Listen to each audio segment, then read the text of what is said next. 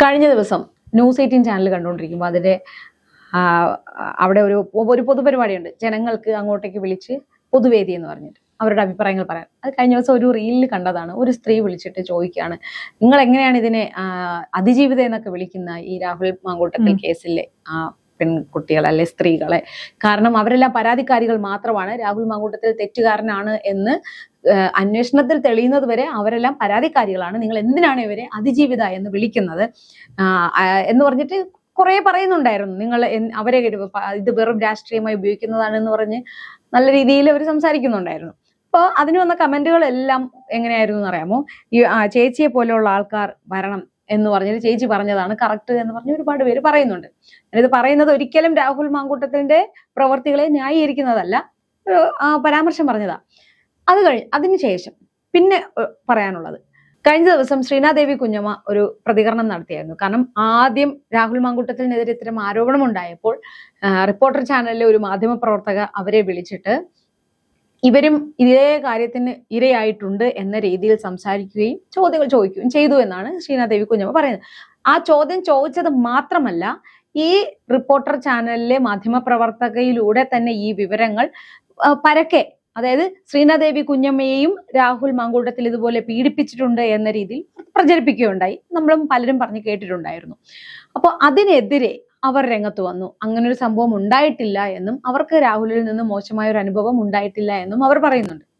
ഇപ്പൊ ഇവിടെ ഇരകളെ കളിയാക്കാൻ പാടില്ല എന്ന് പറഞ്ഞിട്ട് ഇപ്പൊ അന്ന് ആ പെൺകുട്ടിയുടെ ഫോട്ടോ ഷെയർ ചെയ്തെന്നും അവരുടെ പേര് അതായത് അവർക്കെതിരെ പറഞ്ഞവരെ എല്ലാം പിണറായി പോലീസ് അറസ്റ്റ് ചെയ്യുന്ന ഒരു സാഹചര്യം വരെ ഉണ്ടായിരുന്നു. അപ്പൊ ഈ നീതിയെല്ലാം അവർക്ക് താല്പര്യമുള്ള സ്ത്രീകൾക്ക് മാത്രം മതിയോ? ഇപ്പൊ ശ്രീനാദേവി കുഞ്ഞമ്മയ്ക്കെതിരെ മൊത്തത്തിൽ എല്ലാവരും അവര് മോശക്കാരിയാണ് എന്ന മട്ടിൽ പല രീതിയിലുള്ള കമന്റ്സ്. അപ്പൊ ഇവരുടെ ഈ ഒരു പ്രതികരണത്തിന്റെ താഴെ തന്നെ ഇവരെ, അതായത് രാഹുൽ മാങ്കൂട്ടത്തിനെ രക്ഷിക്കാൻ വേണ്ടി രാഹുൽ മാങ്കൂട്ടം ഇവരുമായി അങ്ങനത്തെ ഒരു ബന്ധത്തിലായിരുന്നു, അത് അവർക്ക് പരാതിയില്ല, അവർ ഒരു വളരെ മോശമായ രീതിയിൽ ശ്രീനാദേവി കുഞ്ഞമ്മയെ സോഷ്യൽ മീഡിയയിൽ അധിക്ഷേപിക്കുന്നുണ്ട്. അപ്പോൾ ഈ നീതി ന്യായവും എല്ലാം ഇവർക്ക് താല്പര്യമുള്ളവർക്ക് മാത്രം കിട്ടിയാൽ മതിയോ? എല്ലാവർക്കും വേണ്ടേ? അപ്പൊ നേരത്തെ മുഖ്യമന്ത്രിക്ക് നേരിട്ട് പരാതി കൊടുത്ത പല സ്ത്രീകളുമുണ്ട്. CPM-ലുള്ള ഒരു സ്ത്രീയുടെ ഒരു കേസ് വന്നു, ഭർത്താവും കാമുകനും അങ്ങനെ എന്തൊക്കെയോ പറഞ്ഞിട്ടൊരു കേസ് ഉണ്ടായിരുന്നല്ലോ, ഈ പറവൂര്. അതിലും എല്ലാം പെട്ടെന്നായിരുന്നു നടപടികൾ എടുത്തതും, അന്വേഷണം, അറസ്റ്റ് എന്ന് തുടങ്ങി എല്ലാം വളരെ വേഗത്തിലാണ്. ഈ ഒരു കേസിൽ പോലും ഇമെയിൽ വഴി പരാതി കിട്ടുന്നു, സൂം മീറ്റിങ്ങിലൂടെ മൊഴിയെടുക്കുന്നു, രാഖി രാമാനം പോയി ഒരു തീവ്രവാദിയെ പിടിക്കുന്നത് പോലെ പിടിച്ചു. ഇവിടെ കഴിഞ്ഞ ദിവസം തിരുവനന്തപുരത്ത് നിന്ന് ഒരു 14 വയസ്സുകാരിയെ കാണാനില്ലാതായി. റെയിൽവേ സ്റ്റേഷനിൽ അവൾ എത്തുന്ന വരെ CCTV-യിലുണ്ട്. അത് കഴിഞ്ഞിട്ട് ആ പെൺകുട്ടിയെ കാണാനില്ല. അത് കണ്ടെത്തിയോ? ഇല്ല. ഇതുപോലെ എണ്ണിയാൽ ഒടുങ്ങാത്ത കേസുകളുണ്ട്. പക്ഷെ അതിലൊന്നിനും ഇത്രയും താല്പര്യമില്ല. ഇപ്പൊ ശ്രീനാദേവി കുഞ്ഞമ്മ അവര് സ്ത്രീയല്ല, അവര് ഈ സ്ത്രീകൾ മോശം പറയാൻ പാടില്ല. ശ്രീനാദേവി സ്ത്രീയല്ലേ? അവർക്ക് നീതി ന്യായമൊന്നും വേണ്ടേ? അവർക്ക് മോശം അനുഭവം ഉണ്ടായില്ല എന്ന് പറഞ്ഞതിന്റെ പേരിൽ അവർ കേട്ട പഴി ചില്ലറയല്ല. അപ്പോ ഇവരെന്താ ഉദ്ദേശിക്കുന്നത്? രാഹുൽ മാങ്കൂട്ടത്തിനെതിരെ ഇപ്പൊ ഇവരുടെ ടാർഗറ്റ് രാഹുലാണല്ലോ. അപ്പൊ രാഹുലിനെതിരെ പറയുന്നവർ മാത്രമാണ് സ്ത്രീകളും നീതി അർഹിക്കുന്ന സ്ത്രീകൾ എന്നാണോ ഇവരിപ്പോ കൽപ്പിച്ചു വെക്കുന്നത്? അല്ലേ ചേച്ചി, ശ്രീനാദേവി കുഞ്ഞമ്മയുടെ വിഷയത്തിൽ മറ്റൊരു കാര്യമുണ്ട്. അവര് മുൻ CPM-കാരാണ്, അല്ലെങ്കിൽ ഇടതുപക്ഷ മനോഭാവത്തിൽ നിന്ന ആളാണ്. അവരടുത്താണ് കോൺഗ്രസിലേക്ക് വരുന്നത്. അതുകൊണ്ട് തന്നെ ഒരു രീതിയിലും ശ്രീനാദേവി കുഞ്ഞമ്മയ്ക്ക് ഈ ഒരു വിഷയത്തിൽ നീതി കിട്ടില്ല എന്നുള്ള കാര്യത്തിൽ യാതൊരു സംശയവുമില്ല. കാര്യം CPM-നെ വിട്ടു വന്നതുകൊണ്ട് അതിന്റെ പക അവരുടെ ഉള്ളിലുണ്ടാകും എന്നുള്ള കാര്യത്തിൽ യാതൊരു സംശയമില്ല. പക്ഷെ മറിച്ച് നമ്മൾ പറയാറുണ്ടല്ലോ, അമ്മയെ തല്ലിയാലും രണ്ടുണ്ട് പക്ഷം. ഇപ്പോ ഇത് ഒരു ജനാധിപത്യ രാജ്യമാണ്, അവർക്ക് അവരുടേതായിട്ട് അഭിപ്രായങ്ങൾ പറയാം.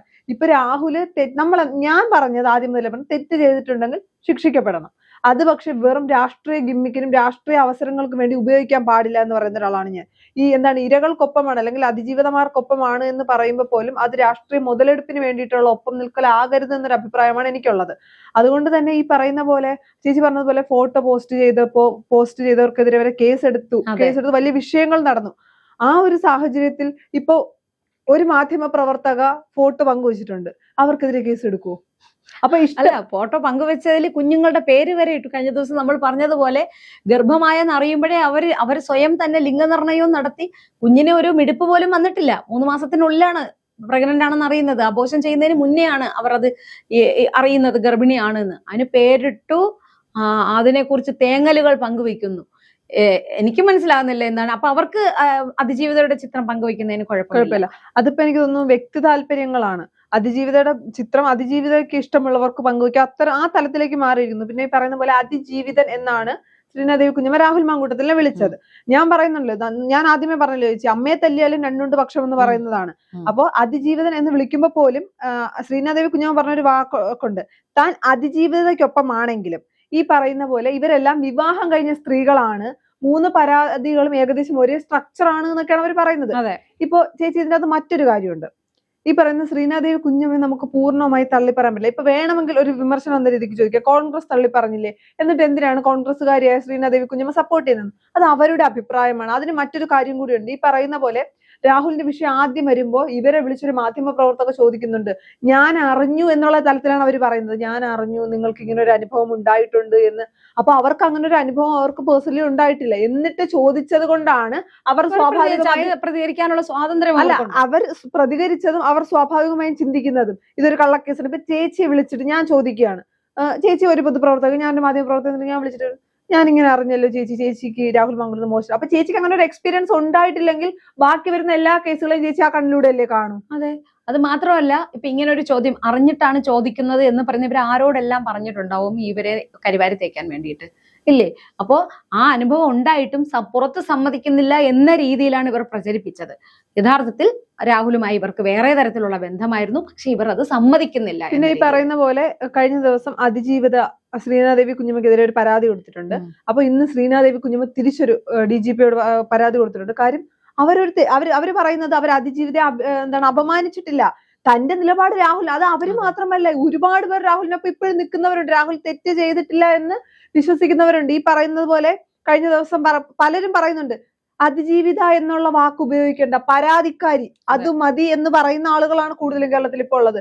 കാര്യം ഈ പറയുന്ന പോലെ അതിജീവിത എന്ന വാക്ക് അല്ലെങ്കിൽ ഇര എന്നുള്ള വാക്ക് എവിടെയും ഉപയോഗിക്കാൻ പറ്റുന്ന തലത്തിലേക്ക് മാറി. ചേച്ചി ഈ പറയുന്ന പോലെ എന്റെ ഒരു അഭിപ്രായത്തില് ഇരയാക്കപ്പെടുന്നു എന്ന് പറയുന്നതും അല്ലെങ്കിൽ ഇര എന്ന് പറയുന്നത് തമ്മിൽ വലിയ വ്യത്യാസമുണ്ട്. ഇപ്പോ ഇപ്പൊ 2 തലത്തിലാണ് ഇര എന്ന് പറയുന്നത്. ഒന്ന് യഥാർത്ഥ ഇരയും, ഒന്നെന്താണ് നിർമ്മിക്കുന്ന ഇരയും എന്ന് പറയുന്നത്. നിർമ്മിക്കപ്പെടുന്ന ഇരകളാണ് ആർട്ടിഫിഷ്യൽ ഇന്റലിജൻസിന്റെ ഒക്കെ കാലമല്ലേ, അപ്പം ആർട്ടിഫിഷ്യൽ ക്രിയേറ്റഡ് ഇരകൾ. അല്ല ചേച്ചി, നമ്മൾ ഈ പറയുന്ന പോലെ ഇനിയിപ്പോ കുറച്ചുകൂടി എനിക്ക് തോന്നുന്നു 1-2 വർഷം കൂടി കഴിയുമ്പോ യഥാർത്ഥത്തിൽ ഒരു ഇര വന്നാൽ പോലും കേരളം അത് വിശ്വസിക്കാതെ, അതിന് ഒരുപാട് കാലം ചെല്ലേണ്ട ആവശ്യമൊന്നുമില്ല. ഇപ്പോൾ തന്നെ യഥാർത്ഥത്തിൽ പീഡിപ്പിക്കപ്പെട്ട അല്ലെങ്കിൽ നീതി അർഹിക്കുന്ന ഒരു സ്ത്രീ എങ്ങനെയാണ് സമൂഹത്തിന്റെ മുന്നിൽ വന്ന് നീതി ആവശ്യപ്പെടുക?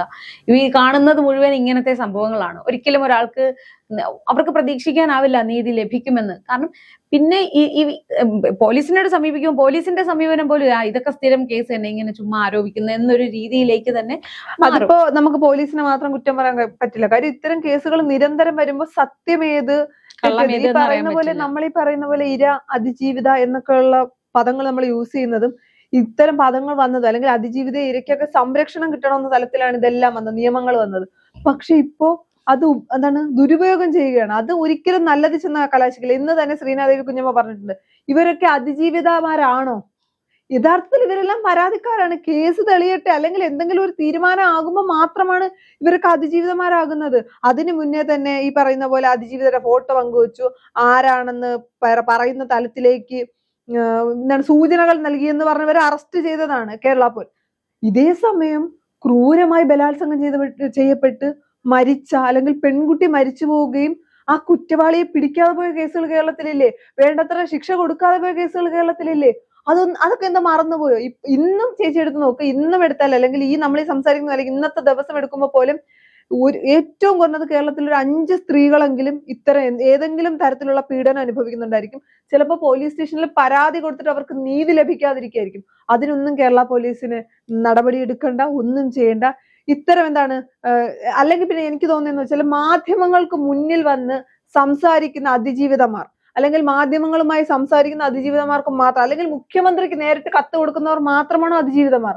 അതോ ബാക്കി സാധാരണക്കാരായിട്ടുള്ളവർക്കാർക്ക് നീതി വേണ്ടേ? അത് എല്ലാവരും മുഖ്യമന്ത്രിക്ക് നേരിട്ട് പരാതി കൊടുക്കണം? ഇനി മറിച്ചൊരു കാര്യം ചോദിക്കട്ടെ, ഈ പറയുന്ന പോലെ രാഹുൽ മാങ്കൂട്ടം അല്ലായിരുന്നു മറു സൈഡിൽ, അല്ലെങ്കിൽ ഈ പറയുന്ന പോലെ CPM-ന്റെ MLA-മാർക്കെതിരെ ആരോപണം വന്നല്ലോ, അന്നത്തെ അതിജീവിതമാർക്ക് നീതി കിട്ടിയോ? അവർക്ക് നീതി വേണ്ടേ? അവിടെ തീവ്രത കുറവാ, അതുകൊണ്ട് അത് വലിയ പ്രശ്നമില്ല. അവിടെ അതാണ്, അവിടെ തീവ്രത അളർന്ന് മാത്രം നിലപാടെടുക്കുന്ന എന്താണ് സർക്കാരും പാർട്ടിയും പോലീസ് എന്ത് സന്ദേശമാണ് കൊടുക്കുന്നത്? രാഹുൽ തെറ്റ് ചെയ്തിട്ടുണ്ടെങ്കിൽ അതിനെ ന്യായീകരിക്കുന്നില്ല, പക്ഷെ ഈ പറയുന്ന പോലെ അതിജീവിതമാർക്ക് നീതി കിട്ടിയോ? അല്ലെങ്കിൽ അതിജീവിത എന്ന് പറയുന്ന പദം പോലും ഉപയോഗിക്കാൻ പാടില്ല. ഞാൻ പറയുന്നത് കോടതി പറയണം, കേസ് തെളിഞ്ഞാൽ മാത്രം അതിജീവിത, അതുവരെ പരാതിക്കാരുന്ന്. ഇത് എന്താണ്, വേണമെന്നിടത്തും വേണ്ടാത്തടത്തും എല്ലാം അതിജീവിത, ഇര, ഇങ്ങനത്തെ വാക്കുകൾ കൊടുക്കുന്നത് എന്തിനാണ്? അങ്ങനെയാണെങ്കിൽ സമൂഹത്തിന്റെ സിമ്പതി കിട്ടാൻ വേണ്ടി. അങ്ങനെയാണെങ്കിൽ ഞാൻ പറയുന്നു, ഇപ്പൊ എല്ലാവരും കൂടി സൈബർ ആക്രമണം ചെയ്യുന്ന ശ്രീനാദേവി കുഞ്ഞമ്മ ഈ ഒരു വിഷയത്തിൽ ഒരു ഇരയല്ലേ? അതെ, സമൂഹത്തിന്റെ ആക്രമണം നേരിടുകയല്ലേ, അവരും ഇരയാണ്.